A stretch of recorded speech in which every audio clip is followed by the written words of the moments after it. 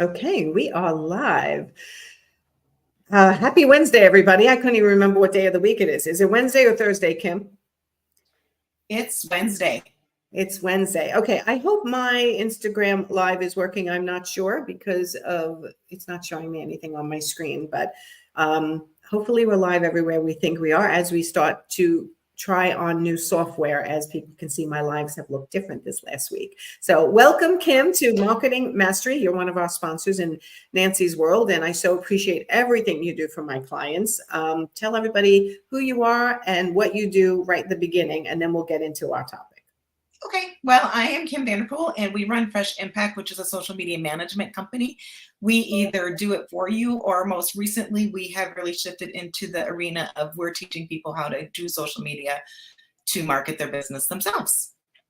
Okay, and they can find you at? FreshImpactSocialMedia.com. Okay, it's also in our description. Okay, so let's dive into this. It's 2024. How do we craft a blueprint for social media success? I feel like things are changing all the time and it's hard to keep up. It is. But the good news is that we can walk in more of our own strength and power going into 2024 instead of having to follow all these rules that we always think we have to follow. That 2024, the prediction is people want to see authenticity and they want to connect with a genuine person. So that is really good news, especially for our designers.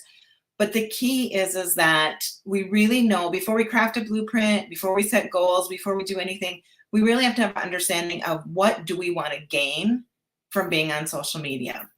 Yes. And it's interesting because when I interview a new client that's coming on, or we talk in the Get It Done Club, people, their number one thing is they want leads. But that should be like the number 10th thing that really should be on their goal for marketing. Like that should be not as high, because if you're using social media just to gain leads, at this point, if you're starting brand new, you're probably going to be disappointed. You're going to put a lot of energy and effort into it just to gain leads. Now, what should you be doing social media for? It's great for that brand awareness and increasing your visibility. Then that builds that community and that connection. And out of that is where we develop those leads. Okay, so someone who's brand new starting out, build your audience, right? Correct.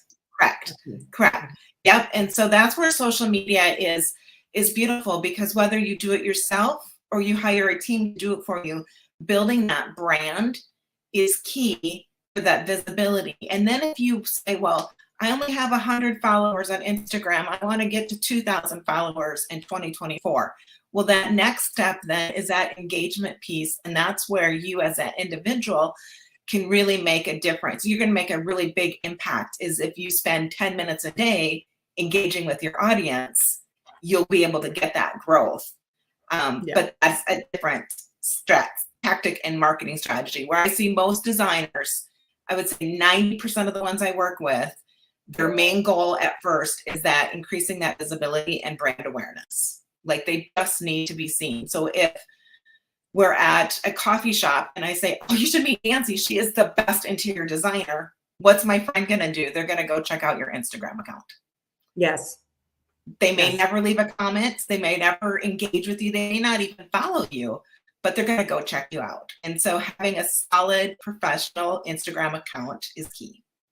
Yeah, because really what you hear is if someone is being hired from social media as the first time they've seen you, me included, it's like, I've been following you for a year or 2 or 3 before they even called me or got on my calendar. It's the same with interior designers. They may not comment, you may not recognize their name, but they've been watching you and getting to know you and getting to know your brand, right? Correct. And so that's what we need to keep forefront in mind when we're crafting our blueprint. So understanding what do we want to do to increase visibility and brand awareness, and where does it make sense for you to be? So what I'm seeing behind the scenes is people are getting a lot of burnout. They're burned out on doing social media. I post to Facebook, I post to Instagram, I post to Pinterest. I'm not getting any results. Well, let's craft a strategy that makes it so that you can get your stuff out there, but then you can still go do your other job. Like marketing is very important, but the other day someone told me it took them 4 hours to craft one post. Wow. Well, I also find when people are crafting posts or doing their interaction on social media, they go down a rabbit hole in their own thoughts. Like, this is your 10 minutes to be doing your business of marketing, which is making a post and responding and being you. 10 minutes. Don't then go off for an hour on other things, scrolling for recipes, Correct, correct, right? correct. And Right. in most instances, people want authentic images. Now, interior design is a little bit different because you do have to craft or make sure that the images that you're presenting reflect your work. And so if you have an image that is heavily pixelated, it's not going to showcase you as in the most positive light. So using the best images that you have, and if you don't have images, maybe you can find images on Canva or stock images that are licensed to be shared. You don't want to just Google them and find an image because you could get in trouble with that. But find Yes. images that represent your brand. We have one client we've worked with probably for 4 years. I'm not kidding. She's got 6 images, project photos. That's all I've ever gotten from her. But we've been able to represent her brand by finding stock images that use the same type of design, that more plants, more earth-friendly tones. We've been able to do that. So people, it's not exactly what she created, but it's a good representation of what she created. Absolutely. And there's other ways too. You can go to a high quality renderer like Duke Renders and get a rendering and then use that one room, multiple shots, different angles, vignettes, etc. Right. And those are photo quality renders. So there are ways Correct. around the, There is. right. Or I don't creating have, mood, right, creating mood boards, but you want to make sure that either you look at your Instagram or have someone that you trust that maybe isn't in the industry look at your Instagram and see what do they feel when they see your feed. Do they, ask them for some of those keywords. Are what you're representing really who you are? And I have to do this myself, is that I kind of get in my own little hole and I think I'm saying this and someone's like, do you know that you've never once taught me why I should join the Get It Done Club? Like, you talk about it, you don't share what you actually do in the club. Oh, that's ding dong, like, and so that's the same with designers, is that we want to showcase what you do. And there's lots of ways to do it, even if you don't have all those project photos. But knowing that you're trying to build that brand awareness and increase your visibility will help decrease your frustration when you're not getting the likes or the follows or anything. It's still important to consistently show up. I recommend 3 times a week at minimum, just because the more times you're showing up, the more you're being seen. And yes. the good news is in the 2024 trends, when you're listening to the experts, Instagram is on the rise. And so for our designers that are on Instagram, it's a great way to continue to show up. I recommend doing one platform really, really well, looking at those numbers and making sure that you feel really comfortable. And then once you get that, so say let's do Instagram, you get Instagram well, then look at the other platforms like LinkedIn or Pinterest. But don't divide. It's kind of like if you're doing a diet, you can't eat keto, paleo, vegetarian all at the same time. Right. You got to fix, to focus on the one. Facebook is kind of a given. It's kind of like your yellow pages. So you're probably, for most designers, unless you're heavily involved in your local area, you're not going to get a lot of engagement on your Facebook page. But Instagram makes it so easy to share your stuff to Facebook. Yes. It's silly not to just share it there because it's at least brand awareness and thinking of that yellow page effect. Yeah, it shows that you're still in business and you're active. And if you can consistently post on social media, people read that also as you're an efficient company that keeps up on your tasks, that you're not falling behind. You haven't posted in a year or 2 or 6 months, right? It says something about your business. Yeah, because people think you're out of business.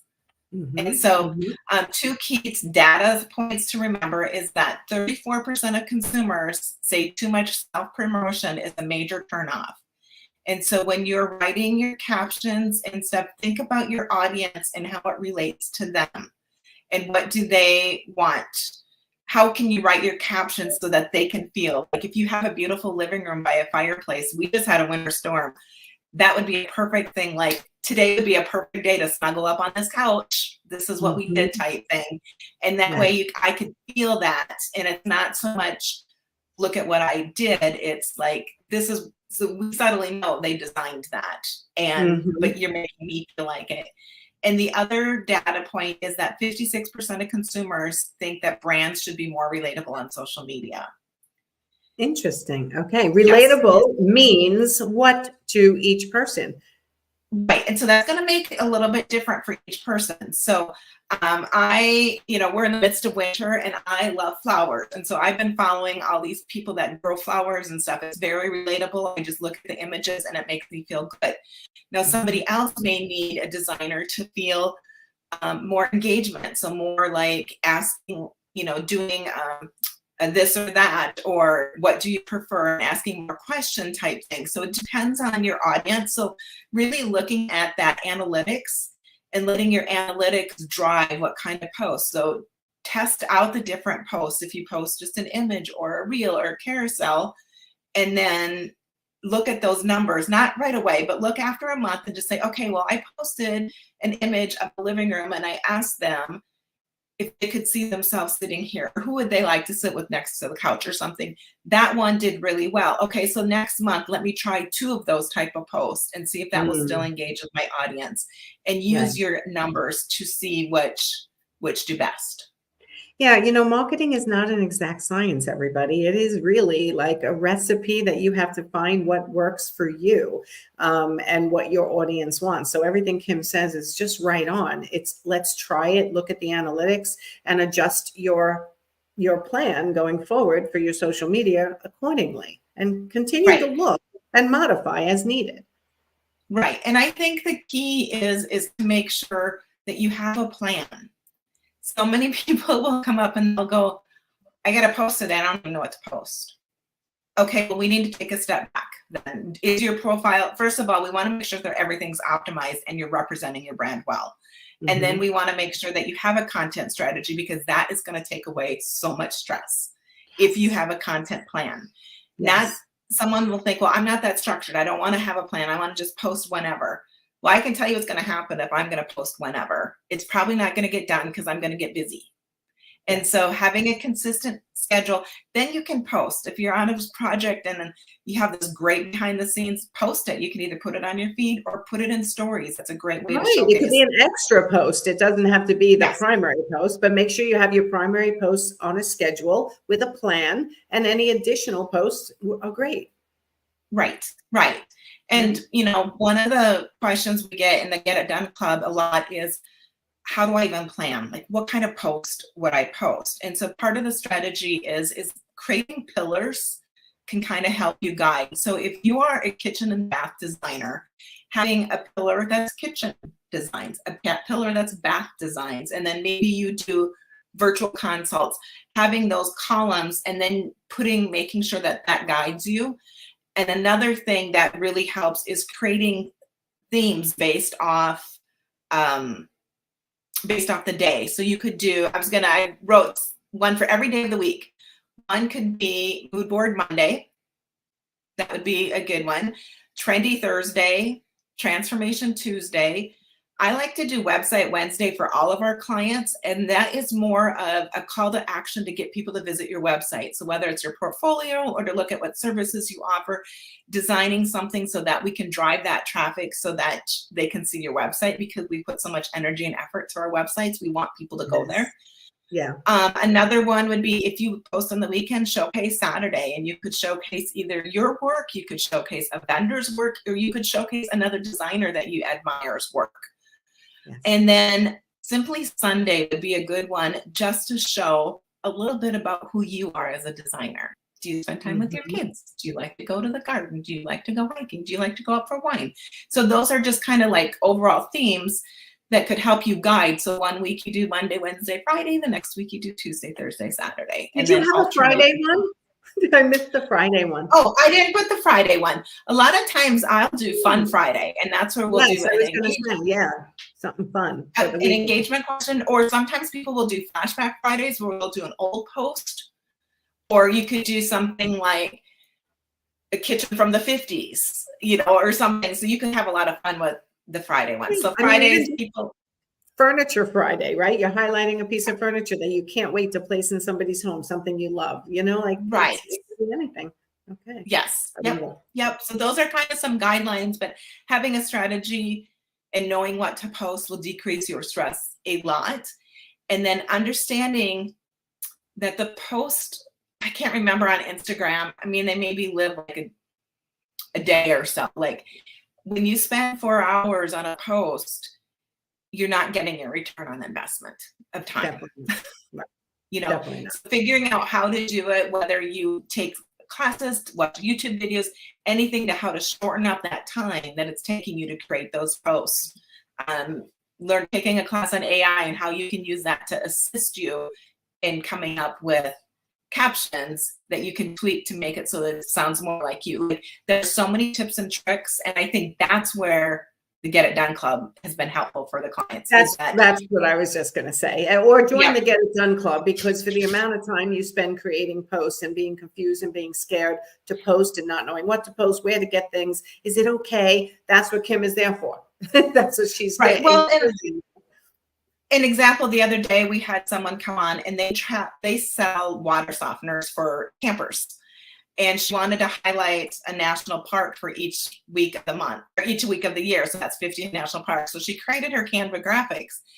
And she goes, how can I get these scheduled out? And so because she spent 2 minutes with me, I showed her it took 5 minutes. We had all the posts scheduled for the next year.